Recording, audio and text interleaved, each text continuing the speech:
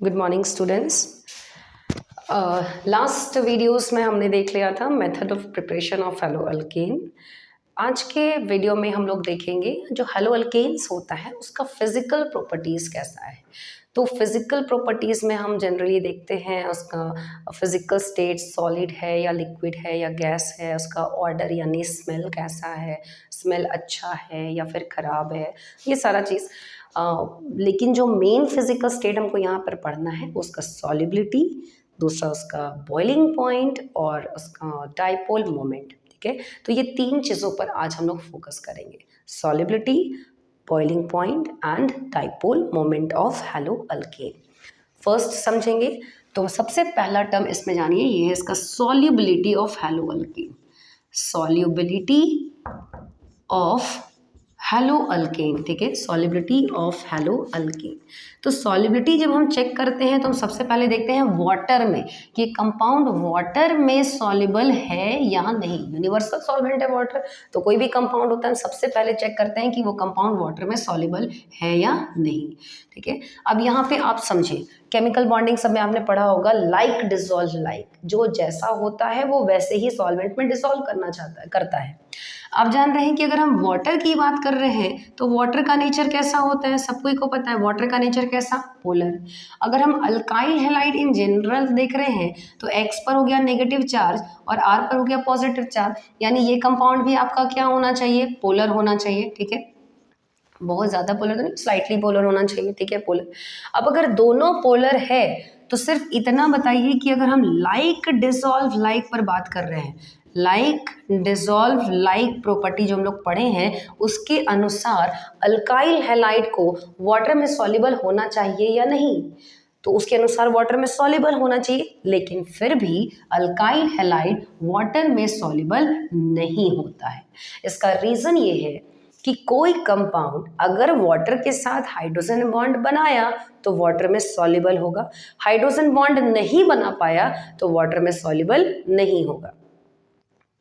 अब उसमें आप याद करो हाइड्रोजन बॉन्डिंग में आप लोगों को क्या बताया गया था कि अगर एक मॉलिक्यूल में हाइड्रोजन जुटा हो फ्लोरीन से या ऑक्सीजन से या किससे, नाइट्रोजन से, तो दूसरे मॉलिक्यूल में मोर इलेक्ट्रोनेगेटिव एलिमेंट कौन कौन, फ्लोरीन या फिर नाइट्रोजन या फिर कौन, ऑक्सीजन रहता है। इधर कुछ भी हो, फ्लोरीन, नाइट्रोजन या ऑक्सीजन, तो दूसरे मॉलिक्यूल में हाइड्रोजन जो जुटा होना चाहिए किससे, चाहे फ्लोरीन से, चाहे ऑक्सीजन से, चाहे नाइट्रोजन से, तब इनके बीच में एक फोर्स ऑफ अट्रैक्शन डेवलप होता है और इसी फोर्स ऑफ अट्रैक्शन को हम कहते हैं हाइड्रोजन बॉन्डिंग। ठीक है, ये कहलाया हाइड्रोजन बॉन्डिंग। कंडीशन क्या है कि एक मॉलिक्यूल में मोर इलेक्ट्रोनेगेटिव एलिमेंट होना चाहिए। दूसरा कंडीशन क्या कहता है कि जो हाइड्रोजन बॉन्ड में इन्वॉल्व हो रहा है वो भी आपका जुटा होना चाहिए किससे, मोर इलेक्ट्रोनेगेटिव एलिमेंट से, तभी ये हाइड्रोजन बॉन्ड बना सकता है, अदरवाइज हाइड्रोजन बॉन्ड नहीं बना सकता है। तो अब इस केस में क्या हुआ, अब इसको समझिए। आपने लिया जैसे अल्काइल हैलाइड, आप क्या ले रहे हैं, CH3CH, मान लो यहाँ पर हम दिखा रहे हैं क्लोरीन, ब्रोमीन या क्लोरीन, किसी को भी लिख लो क्लोरीन को, और यहाँ पर हम ऐसे लिखे CH2, और आपने लिया है वाटर यानी ऑक्सीजन, यहाँ पर हाइड्रोजन और यहाँ पर क्या, हाइड्रोजन।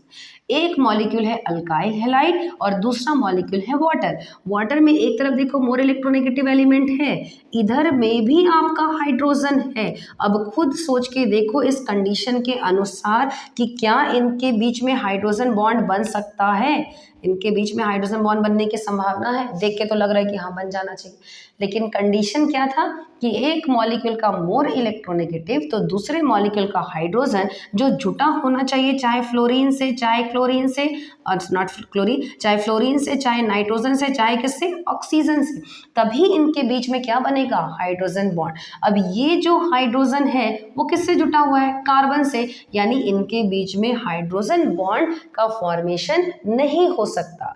इसीलिए अल्काइल हैलाइड जो है वो वाटर में सॉल्युबल नहीं होता है, alkyl halides are insoluble in water. दूसरा कंडीशन बोलेगा कि मैम अगर हम ऐसा इस तरीके का केस ले लें कि हमारे पास है मान लो CH3F और हम लेना चाहते हैं HOH, तब बोलेगा कि ऐसे केस में तो हाइड्रोजन बॉन्ड बन सकता है, तो ऐसे केस में देख रहे हैं हाइड्रोजन बॉन्ड बन रहा है। लेकिन ये जो अल्काइल ग्रुप होता है ना, इस अल्काइल ग्रुप का नेचर होता है कि ये हाइड्रोफोबिक होता है। ये आपका क्या होता है? हाइड्रोफोबिक। हाइड्रोफोबिक कहने का मतलब जिसको फोबिया, फोबिया मतलब डर, तो जिसको डर है किससे? पानी से। अब ये जो अल्काइल ग्रुप है ये पानी से दूर जाना चाहेगा, तो ये भी नहीं डिसॉल्व कर पाता है। इसलिए इन जनरल ही बोल दिया गया कि जो अल्काइल हैलाइड्स है वो वाटर में क्या होता है? इनसॉल्युबल। तो ये एनसीईआरटी का क्वेश्चन भी है, कंसेप्चुअल क्वेश्चन, कि अल्काइल हैलाइड पोलर है फिर भी ये वाटर में नहीं डिसॉल्व कर पाया। तो इसका रीजन यही होता है कि जो अल्काइल हैलाइड्स, कोई भी कंपाउंड अगर वाटर में सॉल्युबल हो रहा है यानी वो वाटर के साथ हाइड्रोजन बॉन्ड बनाया होगा। अगर वाटर के साथ हाइड्रोजन बॉन्ड नहीं बनाया इट मीन्स वो वाटर में सॉल्युबल नहीं हो पाएगा। तो अल्काइल हैलाइड के केस में भी हम देख लिए कि ये वाटर के साथ हाइड्रोजन बॉन्ड का फॉर्मेशन नहीं कर पाता, इसलिए वाटर में क्या होता है? इनसॉल्युबल। और जब ये इन वाटर में इनसॉल्युबल है तो जो ऑर्गेनिक सॉल्वेंट होते हैं उन सब में ये आपका क्या हो जाएगा? सॉल्युबल हो जाएगा। तो ये था इसका सॉल्युबिलिटी। तो पहला हमको ये पॉइंट एकदम ध्यान में रखना है कि अल्काइल हैलाइड्स जो है वो वाटर में क्या होता है? इनसॉल्युबल होता है। ये कंसेप्चुअल क्वेश्चन है, इसको अपने लैंग्वेज में आप इसको लिख लीजिएगा, ठीक है। नाउ नेक्स्ट हम लोग समझेंगे यहाँ पर इसका बॉइलिंग पॉइंट। बॉइलिंग पॉइंट समझेंगे अल्कोहल का, not alcohol, it's hello alkane का, ठीक है।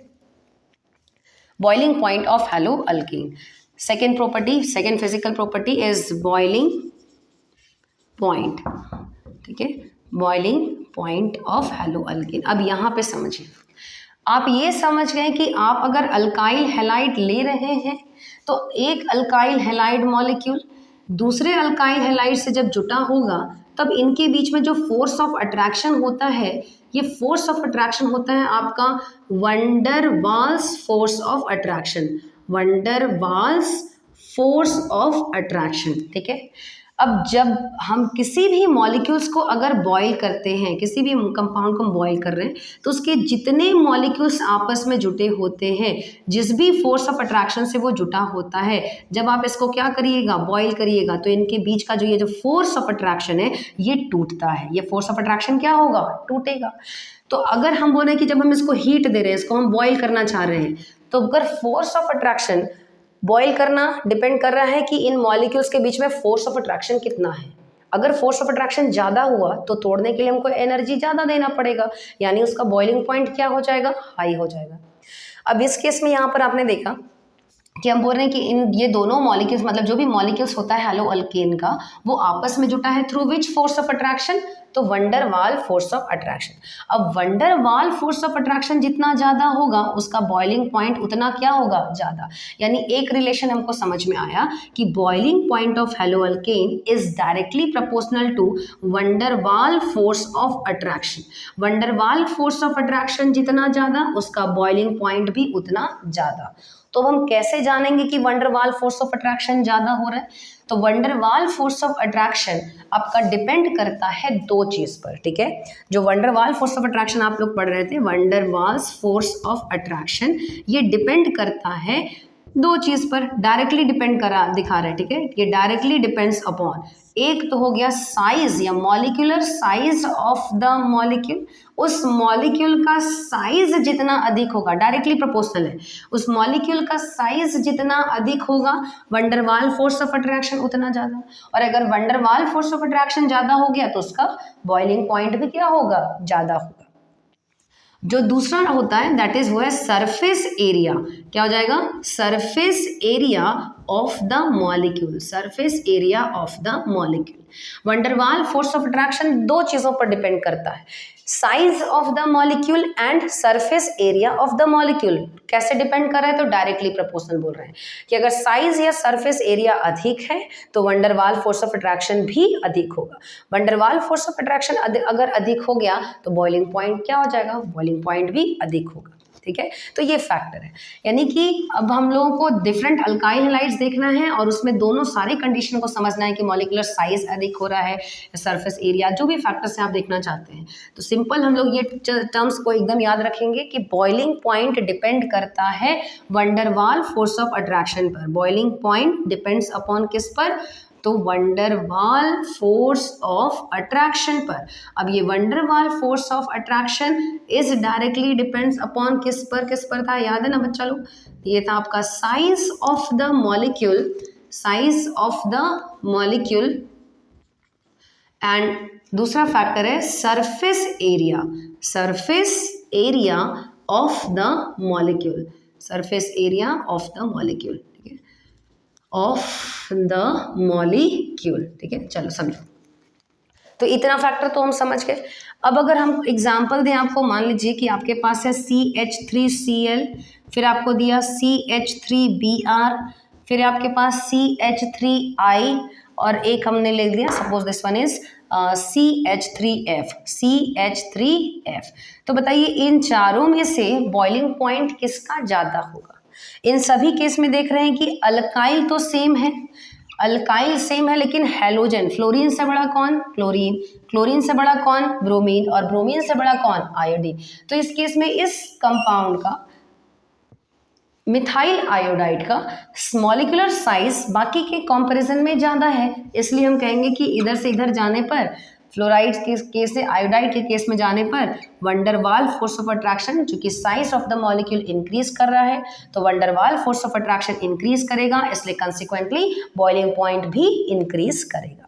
तो पहला पॉइंट हमको ये समझ में आया कि size of molecule, size of the molecule increases, size of the molecule क्या हो रहा है? इंक्रीज कर रहा है। मॉलिक्यूलर साइज इंक्रीज करने से क्या इंक्रीज कर जाएगा बताओ? वंडरवाल्स फोर्स ऑफ अट्रैक्शन इंक्रीज कर जाएगा, और वंडरवाल फोर्स ऑफ अट्रैक्शन अगर इंक्रीज कर गया तो अपने आप हमको समझ में आएगा कि क्या इंक्रीज कर जाएगा? Boiling point also increase. तो ये था कि अगर अल्काइल सेम है, अलग अलग हैलोजन लिया, तो हैलोजन का साइज चूंकि अधिक होता है इसलिए मॉलिक्यूलर साइज बढ़ जाएगा। मॉलिक्यूलर साइज अगर अधिक हो गया तो वंडरवाल फोर्स ऑफ अट्रैक्शन अधिक होगा। वंडरवाल फोर्स ऑफ अट्रैक्शन अधिक तो तोड़ने के लिए एनर्जी ज़्यादा, एनर्जी ज़्यादा यानी बॉइलिंग पॉइंट ज़्यादा। उसी तरह आप दूसरा केस देखिए और बताइए कि आपको लिखा CH3Cl, फिर हमने दिया C2H5Cl, फिर हम लोग लिख रहे हैं C3H7Cl, आगे जो भी है। तो यहाँ आपको क्या दिख रहा है? हैलोजन सेम है लेकिन अल्काइल ग्रुप का साइज बढ़ते जा रहा है। यहाँ एक कार्बन है, यहाँ पर 2 कार्बन है, यहाँ पर 3 कार्बन का चेन है। तो खुद बताओ किसका बॉइलिंग पॉइंट ज़्यादा होगा? जैसे जैसे साइज इंक्रीज करते जा रहे हैं van der Waals force of attraction increase करेगा। Van der Waals force of attraction increase किया तो बॉइलिंग पॉइंट भी इंक्रीज कर जाएगा। तो इस केस में कार्बन की संख्या बढ़ने पर, चेन का साइज बढ़ने पर भी आपका बॉइलिंग पॉइंट क्या होता है? इंक्रीज करता है। इसका सबसे इंपॉर्टेंट फैक्टर है थर्ड फैक्टर, उसको जरूर जानिए कि अगर हम आइसोमेरिक अल्काइल हैलाइड के केस में बात करना चाहते हैं, जैसे normal pentyl chloride, neo pentyl chloride, iso pentyl chloride, उस केस में क्या होता है? ठीक है, थर्ड इसका केस समझिएगा। थर्ड केस हमने लिया कि आप ले रहे हैं normal pentyl chloride CH3CH2 CH2, again it is CH2CH2Cl। दूसरा हम यहाँ पे केस ले रहे हैं CH3, अब ब्रांचिंग इसमें कर दीजिए, CH3 फिर हो जाएगा CH2 and this one is CH2Cl। और तीसरा केस हमने इसमें लिया नियो का CH3, यहाँ पर भी हो गया CH3 एंड CH2Cl। अब यहाँ देख रहे हैं कि इसमें कहीं पर भी कोई ब्रांचिंग नहीं है। यहाँ पर कितना ब्रांच हो गया? तो एक ब्रांच हो गया, ठीक है। और उसके बाद यहाँ पर कितने ब्रांच हो गए? तो 2 ब्रांच हो गए। जब हम कार्बन का चेन लेते हैं तो कार्बन चेन इस तरह से, एक सरफेस पर ये कार्बन चेन इस तरह से रखा हुआ है, जो सब्स्टिट्यूएंट है वो सब्स्टिट्यूएंट ऐसे इसके ऊपर रहता है। तो क्या सब्स्टिट्यूएंट को सरफेस मिल रहा है? नहीं मिल रहा है। सिर्फ किसको मिल रहा है? तो कार्बन चेन को। अब उसमें सब्स्टिट्यूएंट ऐसे लटका हुआ था। यानी जब ब्रांचिंग इंक्रीज करेगा तो बताओ सरफेस एरिया घटा या बढ़ा? ब्रांचिंग इंक्रीज करने से सरफेस एरिया क्या हो गया? घट जाता है। जब सरफेस एरिया घट गया तो वंडरवाल फोर्स ऑफ अट्रैक्शन भी घट जाएगा, और वंडरवाल फोर्स ऑफ अट्रैक्शन घट गया तो बॉइलिंग पॉइंट भी घट जाएगा। यानी as the branching increases surface area decreases, and due to which van der Waals force of attraction also decreases and consequently boiling point will also decreases। तो branching increase करने से हमको समझ में आया कि फर्स्ट हम देख रहे हैं कि ऊपर से नीचे अगर देख रहे हैं तो ब्रांचिंग इंक्रीज कर रहा है, ठीक है। ब्रांचिंग क्या हो रहा है? इंक्रीज कर रहा है। ब्रांचिंग इंक्रीज करने से बताइए सरफेस एरिया क्या हो गया? सरफेस एरिया डिक्रीज कर गया, सरफेस एरिया डिक्रीज कर गया तो van der Waals force of attraction भी क्या हो जाएगा, घट जाएगा। और वंडर वाल फोर्स ऑफ अट्रैक्शन घट गया तो बॉइलिंग पॉइंट ऑल्सो डिक्रीजेस। तो ये था बॉइलिंग पॉइंट का फैक्टर। क्या हम समझे कि जब हम किसी भी मॉलिक्यूल्स को बॉयल करते हैं, उस कंपाउंड के जितने मॉलिक्यूल्स हैं वो सभी कोई अपने आप से एक दूसरे मॉलिक्यूल से किसी न किसी फोर्स ऑफ अट्रैक्शन से जुटा होता है। तो यहाँ के केस में जो फोर्स ऑफ अट्रैक्शन था वो था वंडर वाल फोर्स ऑफ अट्रैक्शन। जब आप इसको क्या कर दे रहे हैं, तो हीट कर रहे हैं, एनर्जी दे रहे हैं तोड़ने के लिए। तो बॉइलिंग पॉइंट जब होता है, जब ये बॉइल करना शुरू करता है, तो जितना फोर्स ऑफ अट्रैक्शन इनके बीच में है मॉलिक्यूल्स, वो फोर्स ऑफ अट्रैक्शन टूटता है और हर एक मॉलिक्यूल एक दूसरे से अलग हो जाता है। तो सिंपल इस मॉलिक्यूल्स को अलग करने के लिए हमको एनर्जी अगर ज़्यादा देना पड़ रहा है तो हम समझ रहे हैं कि इनके बीच में स्ट्रेंथ ज़्यादा है। स्ट्रेंथ ज़्यादा होगा तो ज़्यादा एनर्जी देना होगा, ज़्यादा एनर्जी दे रहे हैं यानी कि उसका बॉइलिंग पॉइंट क्या हो जा रहा है, ज़्यादा। तो यहाँ डिपेंड करता है वंडर वाल फोर्स ऑफ अट्रैक्शन पर। ये दो चीज़ों पर डिपेंड किया, size and surface area of the molecule. अगर ये दोनों अधिक हुआ तो वंडर वाल फोर्स ऑफ अट्रैक्शन भी अधिक होगा, जिसकी वजह से बॉइलिंग पॉइंट क्या हो जाएगा, ज़्यादा हो जाएगा। नाउ इसका तीसरा एक और फैक्टर जानिए। फिजिकल प्रॉपर्टीज़ में इतना ही ज़्यादा इंपॉर्टेंट है, बाकी आप देख सकते हैं किताब से कि वो सॉलिड होगा कि लिक्विड होगा या गैस होगा, स्मेल उसका या तो अच्छा होगा या तो ख़राब होगा। तो ये सब फैक्ट है, उसको आप एक बार देख लीजिएगा। यहाँ जो थोड़ा समझने का है बस उसको हम लोग देख सकते हैं। तीसरा इसका पॉइंट है डाइपोल मोमेंट। ठीक है, डाइपोल मोमेंट का क्वेश्चंस भी एनसीईआरटी में है आपके, तो डाइपोल मोमेंट को एक बार शॉर्ट में समझ जाओ। तीसरा फिजिकल प्रॉपर्टी डाइपोल मोमेंट। ठीक है, थर्ड फिजिकल प्रॉपर्टी हम लोग देख रहे हैं, दैट इज डाइपोल मोमेंट।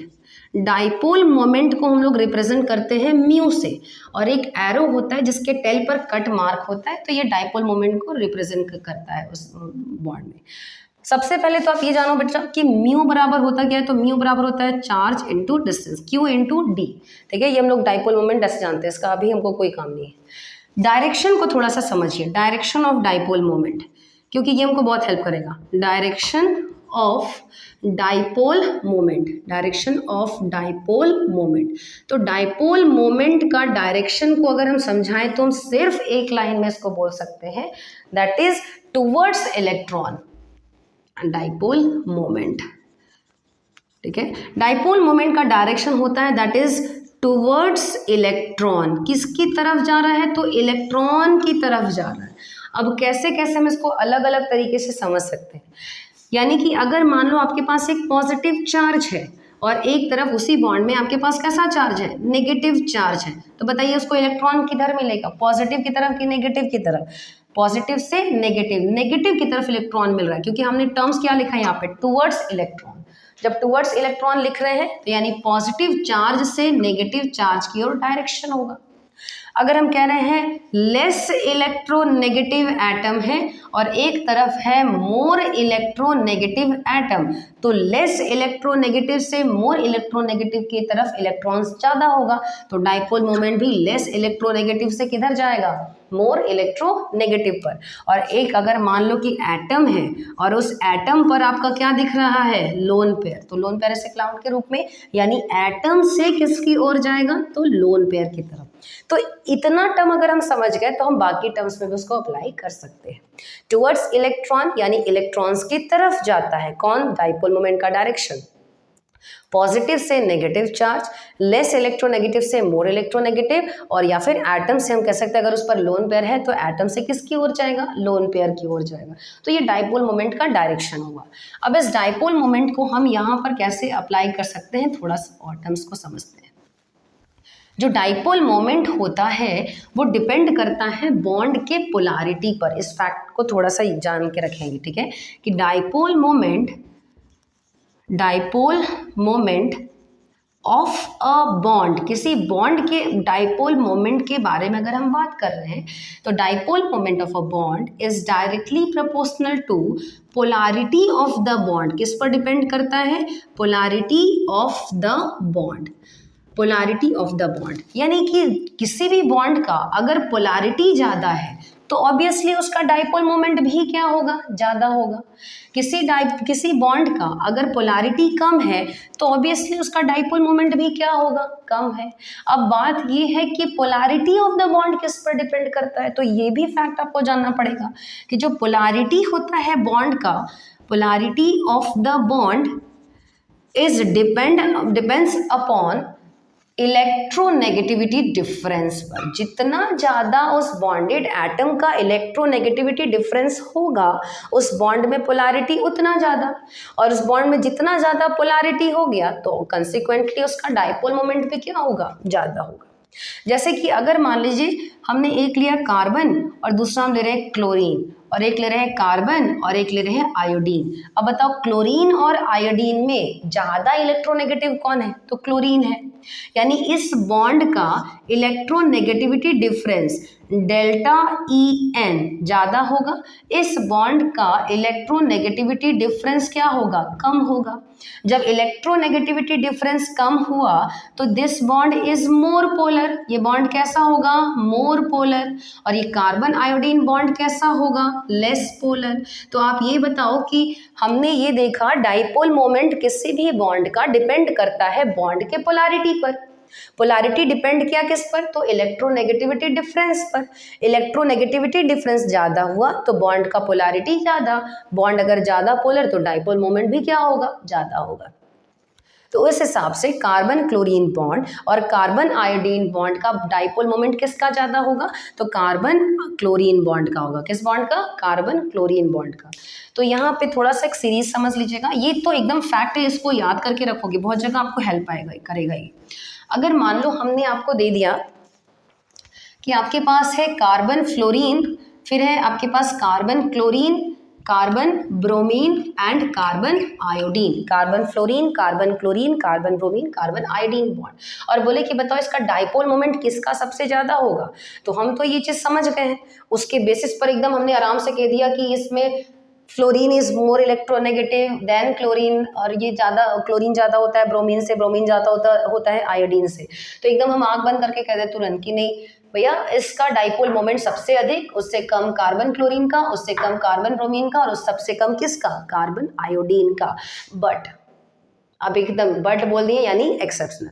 क्या कंडीशन है कि चूंकि फ्लोरीन का साइज इतना छोटा है कि यहाँ पर जो यहाँ पे फैक्टर है ना डिस्टेंस वाला, जो हम जानते हैं mu is equal to q into d डी, तो ये फैक्टर इसको मतलब वीक कर देता है। तो यहाँ थोड़ा सा अदला बदली हो गया, जो करेक्ट ऑर्डर होना चाहिए था यही कि सबसे ज्यादा होना चाहिए था कौन, कार्बन फ्लोरीन का डाइपोल मोमेंट, उससे कम होना चाहिए था कौन, कार्बन क्लोरीन का। लेकिन चूंकि फ्लोरीन इतना छोटा साइज में है कि यहाँ पर जो फैक्टर है कि कार्बन क्लोरीन का कार्बन फ्लोरीन से थोड़ा सा ज्यादा हो जाता है, बहुत ज्यादा डिफरेंस नहीं है। तो हमारा जो करेक्ट ऑर्डर है वो गया सबसे ज्यादा डाइपोल मोमेंट किसका, तो कार्बन क्लोरीन बॉन्ड का, उससे कम कौन होगा, तो कार्बन फ्लोरीन होगा।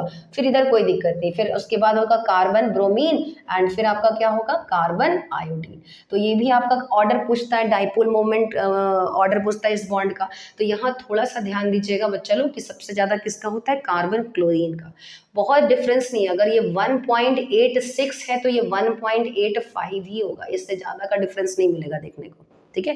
तो ये डाइपोल मोमेंट का डायरेक्शन हुआ। डाइपोल बॉन्ड, किसी भी बॉन्ड का डाइपोल मोमेंट किस पर डिपेंड करता है, तो बॉन्ड के पोलैरिटी पर डिपेंड करता है। बॉन्ड का पोलैरिटी किस पर डिपेंड किया, जब हमको ये पता ही नहीं है तो हम डाइपोल मोमेंट कैसे बताएंगे। तो हर एक पॉइंट को आप अच्छे से समझेंगे। डाइपोल मोमेंट डिपेंड किया polarity of the bond, polarity depend कर जाता है इलेक्ट्रोनेगेटिविटी डिफरेंस पर, ठीक है। अब नाउ जब हम बॉन्ड के बारे में समझ गए तो थोड़ा सा मॉलिक्यूल के बारे में जानिए। डाइपोल मोमेंट का बहुत एप्लीकेशन है, सब केमिकल बॉन्डिंग में पढ़ाया गया होगा, और ये सब जो पॉइंट होते हैं ना, हाइड्रोजन बॉन्ड, वंडर वाल फोर्स, ये सारा जो भी कंसेप्चुअल चीज़ है ना, थोड़ा बहुत इन सभी चीज़ों को और अच्छे से पढ़ो, ठीक है। नाउ एक और टर्म समझेंगे थोड़ा सा। अगर किसी कंपाउंड का डाइपोल मोमेंट जीरो आ जाए, ठीक है, डाइपोल मोमेंट क्या हो जाए, जीरो, तो जो कंपाउंड होता है then the compound is non polar. Compound क्या हो जाएगा, नॉन पोलर होता है, ठीक है। और अगर किसी कंपाउंड का dipole moment is not equal to zero then the compound is polar. Compound क्या होगा? पोलर। यानी डाइपोल मोमेंट के मदद से हम कंपाउंड, वो जो कंपाउंड है वो पोलर होगा या नॉन पोलर होगा ये भी पता कर सकते हैं। कैसे? तो डाइपोल मोमेंट का वैल्यू जीरो आ जाएगा तो कंपाउंड क्या होगा आपका? Non polar. Compound dipole moment का वैल्यू अगर जीरो नहीं है यानी वो क्या है? पोलर हो रहा है। एक एग्जांपल देख लो, हम लोग बहुत बार यूज करते हैं CCl4 कार्बन टेट्राक्लोराइड को नॉन पोलर सॉल्वेंट के रूप में। डाइपोल मोमेंट से चेक करते हैं कि वो पोलर हो रहा है कि नॉन पोलर। तो कार्बन टेट्राक्लोराइड CCl4, ठीक है, sp3 हाइब्रिडाइज है ये कार्बन। इसके लिए जरूरी है कि आपको कंपाउंड का स्ट्रक्चर पता हो। जब हम कार्बन टेट्राक्लोराइड की बात कर रहे हैं बच्चा लोग, तो आप हमको ये बताओ, कार्बन टेट्राक्लोराइड हमने ऐसे लिखा, यहाँ पर क्लोरीन, यहाँ भी क्लोरीन, ये भी क्लोरीन और यहाँ पर भी क्या? Chlorine. Which one is more electronegative? तो chlorine is more electronegative. Carbon less electronegative. Direction में क्या सीखे थे? लेस इलेक्ट्रोनेगेटिव से मोर इलेक्ट्रोनेगेटिव की तरफ जाता है डाइपोल मोमेंट। तो इस बॉन्ड के लिए डाइपोल मोमेंट का डायरेक्शन क्लोरीन की तरफ, इधर भी डाइपोल मोमेंट का डायरेक्शन क्लोरीन की तरफ, इधर भी डाइपोल मोमेंट का डायरेक्शन किसकी तरफ? क्लोरीन की तरफ। और यहाँ पर भी डाइपोल मोमेंट का डायरेक्शन किसकी ओर? क्लोरीन की ओर। इन तीनों का जब हम वेक्टर सम करते हैं तो देखेंगे रिजल्टेंट आपको मिलता है डाउनवर्ड। इन तीनों का जो डाउनवर्ड हमको डाइपोल मोमेंट जो रिजल्टेंट मिलेगा वो डाउनवर्ड होगा। एक डाउनवर्ड, दूसरा अपवर्ड, दोनों एक दूसरे को क्या कर देगा? कैंसल आउट करेगा। यानी इस केस में म्यू का वैल्यू क्या हो गया? जीरो। और अगर म्यू जीरो हो गया तो कंपाउंड कैसा हो जाएगा? कंपाउंड नॉन पोलर होगा। जो सबसे पहले आपको अल्कीन के मेथड ऑफ अल्कीन से जो हम लोग मेथड ऑफ प्रिपरेशन कर रहे थे, देखे होंगे कि अल्कीन पर जब हैलोजन का एडिशन करवाए थे तो एक नॉन पोलर सॉल्वेंट लेते। एग्जांपल लिख दिए कार्बन टेट्राक्लोराइड। क्यों नॉन पोलर था ये समझ में आया? क्योंकि उस कंपाउंड का डाइपोल मोमेंट क्या हो जा रहा था? जीरो हो जा रहा है। तो इस तरह से इसके फिजिकल प्रॉपर्टीज होते हैं। सबसे पहला फिजिकल प्रॉपर्टीज हमने देखा सॉलिबिलिटी, कि अल्काइल हैलाइड वाटर के साथ हाइड्रोजन बॉन्ड का फॉर्मेशन नहीं कर पाया, इसलिए वाटर में क्या हो गया था? इनसॉल्युबल। क्यों नहीं कर पाया? क्योंकि यहाँ जो हाइड्रोजन होता है वो जुटा हुआ था कार्बन से। कार्बन से जुटा रहेगा तो हाइड्रोजन बॉन्ड का फॉर्मेशन नहीं कर पाएगा। दूसरा हमने इसमें देखा बॉइलिंग पॉइंट, तो सीधे हम समझ गए कि बॉइलिंग पॉइंट डायरेक्टली डिपेंड कर गया था वंडरवाल फोर्स ऑफ अट्रैक्शन पर। वंडरवाल फोर्स ऑफ अट्रैक्शन जितना ज़्यादा होगा बॉइलिंग पॉइंट भी उतना ज़्यादा होगा। वंडरवाल फोर्स ऑफ अट्रैक्शन कम हो गया तो बॉइलिंग पॉइंट भी कम हो गया। तीसरा हम लोग देखें डाइपोल मोमेंट, तो डाइपोल मोमेंट डिपेंड करता है किसी भी बॉन्ड के लिए, डाइपोल मोमेंट डिपेंड करता है बॉन्ड के किस पर? पोलैरिटी पर। पोलैरिटी जितना ज़्यादा होगा बॉन्ड का, डाइपोल मोमेंट उतना ज़्यादा होगा। अब ये पोलैरिटी किस पर डिपेंड किया था? तो इलेक्ट्रोनेगेटिविटी डिफरेंस पर डिपेंड किया। इलेक्ट्रोनेगेटिविटी डिफरेंस जितना ज़्यादा, पोलैरिटी भी उतना ज़्यादा, तो डाइपोल मोमेंट भी क्या था? ज़्यादा। बॉन्ड का डाइपोल मोमेंट, अगर कंपाउंड का डाइपोल मोमेंट जीरो आ जाए कंपाउंड नॉन पोलर, अगर कंपाउंड का डाइपोल मोमेंट जीरो नहीं हो तो कंपाउंड नॉन पोलर। यहाँ पर आपको फैक्ट बताया गया, इस फैक्ट को याद रखिएगा, ये समटाइम्स ऑब्जेक्टिव में पूछा जाता है कि कार्बन हैलोजन बॉन्ड का डाइपोल मोमेंट के डिक्रीजिंग या इंक्रीजिंग ऑर्डर पर अरेंज करिए। तो एकदम ये कंसेप्ट हमारे दिमाग में था, लेकिन यहाँ याद रखना है कि क्लोरीन, कार्बन क्लोरीन बॉन्ड का कार्बन फ्लोरीन से ज़्यादा हो जाता है। क्यों? क्योंकि एकदम स्मॉल साइज ऑफ फ्लोरीन यहाँ पर ये प्रॉब्लम्स होता है उसकी वजह से, फ्लोरीन के साइज की वजह से। ओके, सो नेक्स्ट डे हम लोग दूसरा टॉपिक पढ़ेंगे। Thank you.